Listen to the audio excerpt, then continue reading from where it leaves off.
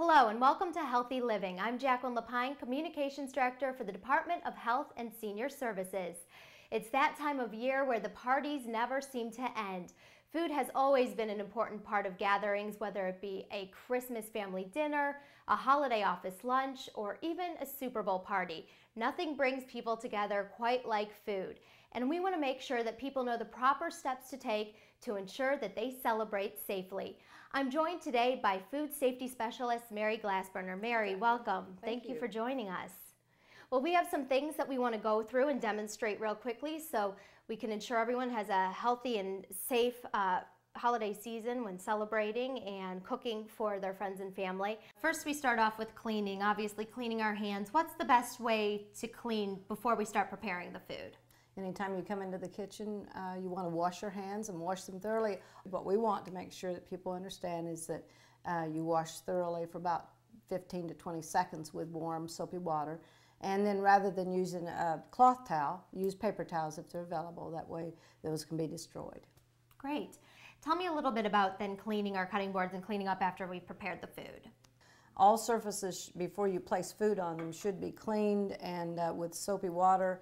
A wood cutting board can be wiped down effectively with soapy water.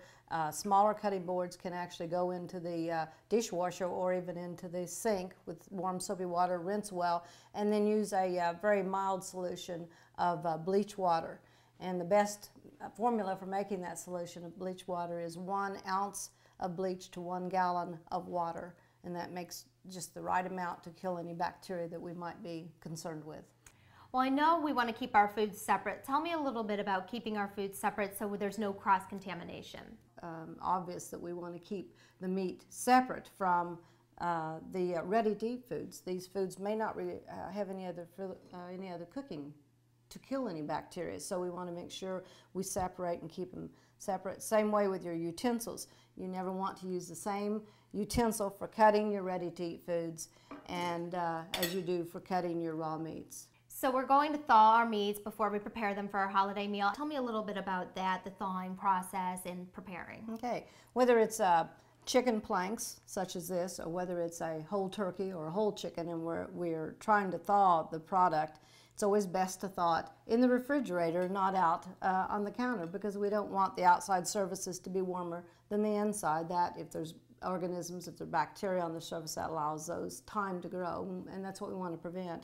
So we would thaw our meats in the refrigerator. If you have a turkey you're trying to thaw, you need to plan ahead because it's going to take several days in the refrigerator, probably about 4 hours for every pound. Now, if you're going to prepare a food immediately after you thaw it, you can thaw it safely in the microwave, and that would be much smaller cuts of meat. When we get into then cooking after we've thawed and prepared our foods, tell me what's the best temperature and what are some rules and guidelines that we should look for?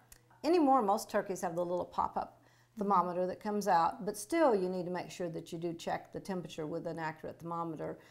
We rely on those things to give us a hint that is about ready, but you need to use the thermometer and you place it in the thickest part of the turkey, which and chicken, either one, a whole one, and you place it between the leg and the thigh, or between the body and thigh, and that gives you it tends to cook long, or it takes longer there to reach that 165-degree temperature, and that's what we're striving for, is to reach that temperature. 165 degrees in the thickest part of the turkey. Right.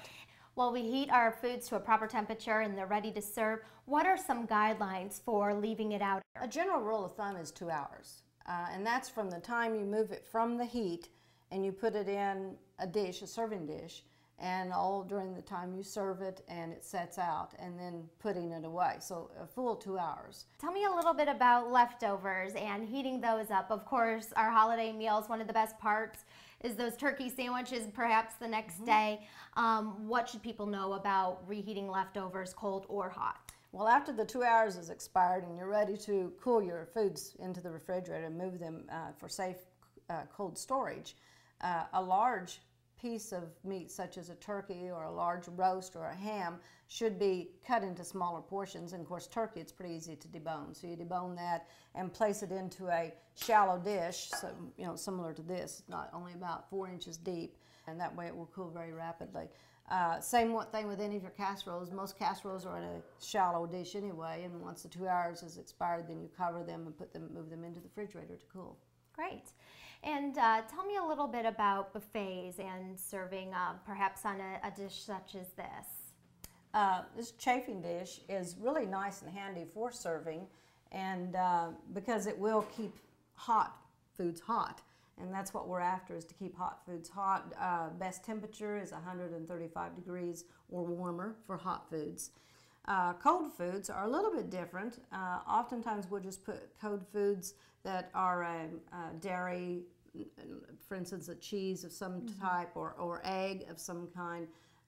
Sometimes we'll just set them out, and if we're willing to discard those, then that's probably not a bad plan. But if you're wanting to save those things and save those dips, then it's best if you have a small bowl such as this that we had looked at earlier, and put ice in it, and then put your dish right down nestled into the ice. So it's on a bed of ice to keep cold.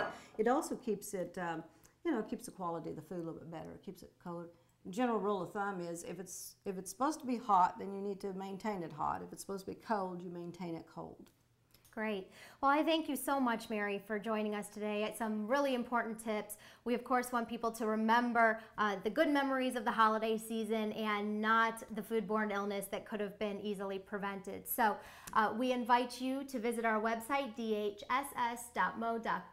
for further food safety tips and for all of the health information you need.